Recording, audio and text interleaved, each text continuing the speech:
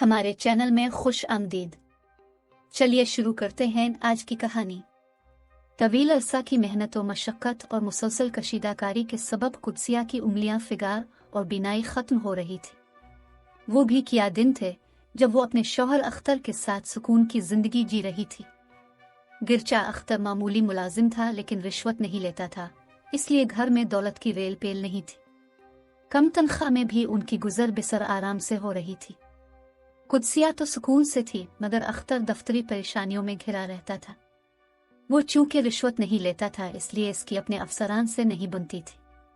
बदकिस्मती से एक बार ऐसा अफसर भी आ गया जिसने इसका जीना दुश्वार कर डाला, यहाँ तक कि उसे एक ऐसे झूठे केस में मुलव्वस करवा दिया गया कि जेल हो गए। बेगुनाह जेल जाने का अख्तर को सख्त सदमा हुआ। ब्लड प्रेशर का मरीज था ही, दिल का दौरा पड़ने से इसका इंतकाल हो गया। कुदसिया शौहर के गम में निढाल थी, इसकी हंसती बसती दुनिया उजड़ गई थी। बच्चे छोटे थे और उनकी जिम्मेदारी बहुत बड़ी थी। वो लोगों के घरों में घरेलू काम काज करने लगी और वक्त गुजरता गया, यहाँ तक कि इसका बड़ा लड़का पढ़ लिख कर नौकरी पेशा हो गया। छोटे ने भी तालीम मुकम्मल कर ली तो स्कॉलरशिप पर मुल्क से बाहर चला गया। कुदसिया अब उम्र रसीदा और कमजोर हो चुकी थी। ब्लड प्रेशर की वजह से इसकी तबीयत दुरुस्त न रहती थी। बड़ा बेटा इसके पास था जो माँ का ख्याल रखता था। वो लायक और शरीफ नौजवान था, महल्ले भर में उसकी इज्जत थी। कुदसिया ने बहू लाने का जतन किया तो आसानी से इसे एक मुतवस्सित घराने से रिश्ता मिल गया और वो अपनी पसंद की बहू ब्याह लाने में कामयाब हो गए। नसर की दुल्हन खूबसूरत थी। वो अपनी दुल्हन को पाकर बहुत खुश था, मगर सोफिया खुश न थी, क्योंकि शादी से पहले वो अपने महल्ले के एक नौजवान शाहरुख को पसंद करती थी और दोनों शादी करना चाहते थे। मगर ये शादी यूं ना हो सकी कि सोफिया के वालिदैन शाहरुख को पसंद ना करते थे। उन्होंने सोफिया को नसर से ब्याह दिया, जिसका रंज सोफिया और शाहरुख दोनों को था। नसर एक सीधा सादा नौजवान था जो सुबह दफ्तर जाता तो शाम गए घर लौटता। सोफिया चंद दिन तो मगमूम मगर बासब्र रही, लेकिन वक्त के साथ गम की शिद्दत कम होने की बजाय बढ़ने लगी। वो अब अपने महबूब की जुदाई से बेसुकून रहती और रोती रहती। सास तकरीबन अंधी थी, वो बहू के आंसू क्या देख पाती। इसकी इसी कमजोरी से फायदा उठाते हुए सोफिया ने दोबारा शाहरुख से राब्ता कर लिया और पुराने अफसाने दोहराए जाने लगे। फिर उसका हौसला बढ़ा और उसने दिन में शाहरुख को घर में बुलाना शुरू कर दिया, क्योंकि इससे बेहतर और महफूज जगह और कोई न थी। शौहर तो सुबह का गया शाम को आता था और सास अपने कमरे में पड़ी होती थी, बस वो अपने ही घर में शाहरुख से मिलने लगी। शौहर के दफ्तर चले जाने के बाद वो घर का दरवाज़ा खुला रखती। जब मुकर्रर वक्त पर उसका महबूब अंदर आ जाता, वो दरवाज़ा बंद कर लेती। सास अपने कमरे में दवा खाकर मुँह लपेट कर सो जाती। सोफिया और शाहरुख बेखौफ वक्त इकट्ठे बताते। नसर के आने से कबल वो चला जाता। शुरू में महल्ले वालों ने कोई नोटिस ना लिया। जब ये रोज का मामूल हो गया तो महल्ले वालों का माथा ठनका कि कोई कितना भी करीबी रिश्तेदार हो, यूं रोज तो मिलने नहीं आता। सामने नईम का घर था जो नसर का दोस्त भी था। इसकी मुतजस्सिस तबीयत ने उकसाया कि खोजना चाहिए, ये बंदा कौन है जो रोज रोज नसर की गैर मौजूदगी में उसके घर आता है और उसके दफ्तर से लौटने से पहले चला जाता है।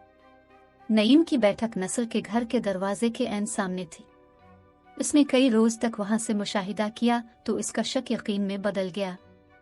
उसने नसर को बता दिया कि दफ्तर चले जाने के बाद तुम्हारे घर एक शख्स आता है और तुम्हारे आने से पहले ही चला जाता है। इसकी बात सुनकर नसर सोचने पर मजबूर हो गया। दोस्त ने इसे समझाया कि फौरी तैश में आने की जरूरत नहीं, तुम पहले मामले की अच्छी तरह छानबीन कर लो। नसर ने यह सोचकर खुद पर काबू रखा कि अपनी आंखों से देखने के बाद ही सोफिया से बाज पर्स करना चाहिए। अगले दिन वो घर से दफ्तर के लिए निकला और दोस्त की बैठक में बैठ गया। हसब मामूल शाहरुख आया और उसके घर के अंदर चला गया। इसके बाद दरवाजा बंद हो गया। अब नसर एक मिनट भी तवक्कुफ न कर सका और अपने घर का दरवाजा खटखटाया। बीवी ने पूछा, कौन है? नसर को मजबूरन जवाब देना पड़ा कि मैं हूं, दरवाजा खोलो। खिलाफ तवक्को शौहर की आवाज सुनकर सोफिया हैरत में पड़ गई। उसने शाहरुख को अखबी दीवार से फांद जाने का इशारा किया, जहां दीवार के साथ ही चारपाई रखी थी। वो जल्दी से पिछली तरफ कूद गया। फिर सोफिया ने दरवाजा खोला और शौहर के चेहरे को बदला पाकर ठिठक गई। सच सच बताओ, अभी घर में कौन आया था? कोई भी नहीं, सोफिया ने जवाब दिया।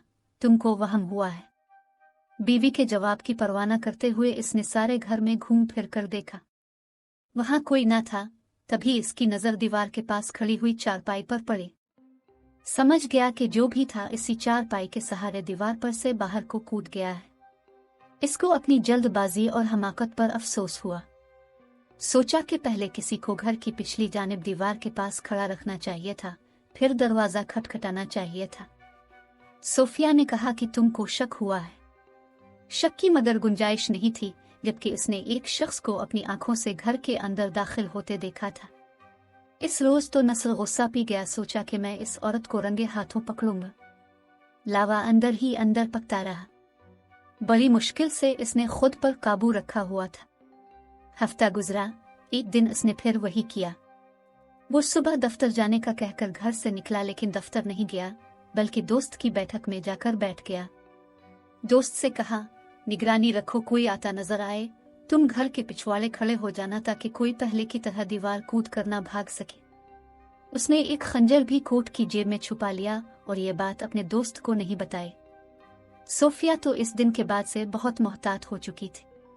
इसने शाहरुख को मना कर दिया था कि अब तुम यहाँ मत आना। बदकिस्मती से इस दिन भी एक शख्स को नसर ने अपने घर के अंदर जाते देखा। इसने महज इसकी पुश्त ही देखी थी। जो ही वो इसके घर में गया, ये भी दौड़कर घर की तरफ चला गया। इसकी बीवी दरवाजा बंद कर चुकी थी। नसर ने दरवाजा खटखटाया और जो ही बीवी ने दर खोला, वो इस पर पिल पड़ा। खंजर निकालकर इसका वही काम तमाम कर दिया। सोफिया की चीख पुकार सुनकर वो शख्स कमरे से निकल आया, जो भी अभी घर में दाखिल हुआ था। नसर पर तो जैसे खून सवार हो चुका था। उसने ये गौर ही नहीं किया कि ये कौन शख्स है, ना उसने कोई सवाल ही किया।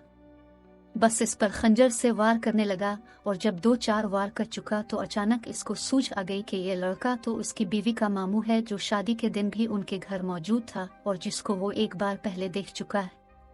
जब तक इसका हाथ रुका, नौजवान फर्श पर गिर चुका था। खून उसके हाथों और शानों से निकल रहा था, लेकिन अभी इसमें कुव्वत मौजूद थी और बेहोश नहीं हुआ था। इस अचानक हमला से हवास बाख्ता हो गया था।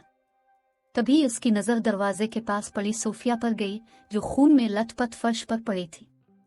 इसी लम्हे वो भी बेहोश हो गया। इसके बाद नसर खुद ही थाने चला गया, तमाम हालात बताए और खुद को गिरफ्तारी के लिए पेश कर दिया। अफसोस की बात यह है कि असल मुजरिम जो शाहरुख था वो तो बच गया, मगर सोफिया का मामू बेचारा बेगुनाह मारा गया। वो अस्पताल ले जाते हुए ज्यादा खून बह जाने के सबब चल बसा।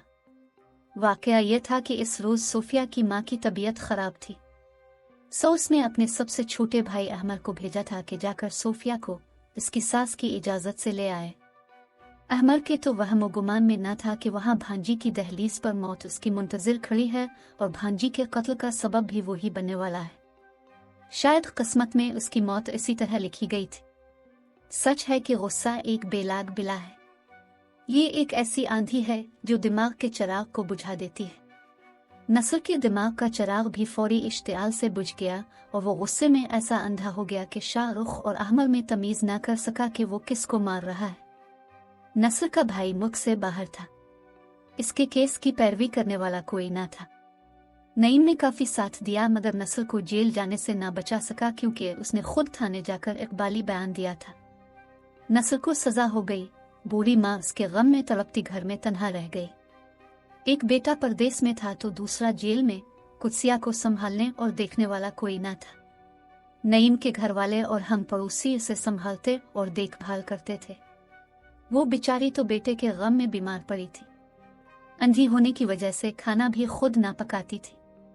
सुबह का नाश्ता और खाना नईम की माँ देती थी और रात का हमारे घर से जाता था।